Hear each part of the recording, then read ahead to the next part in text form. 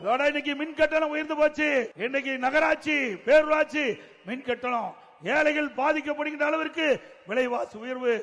இப்படி மின் கட்டணம் உயர்வு, விலைவாசி உயர்வு, வீட்டு வரி உயர்வு, கடை வரி உயர்வு, தண்ணீர் வரி உயர்வு, எல்லாம் வரி உயர்வு. கடை தலைக்கு மேல் இருக்குது. இந்த ஆட்சி பொறுப்பேற்ற பிறகு ஆண்டு முடியும் போது 5.5 லட்சம் கோடி கடன் வாங்கிறாங்க. 5 ஆண்டு முடிக்கின்ற பொழுது 5 லட்சம் கோடி. அத்தனை பேர்த்தையும் கடனாளி ஆக்கிட்டார் ஸ்டாலின். நம்ம அத்தனை பேர்த்தையும் கடனாளிக்குதான் சாதனை படைத்த அரசாங்கம் திரு ஸ்டாலின் அரசாங்கம்.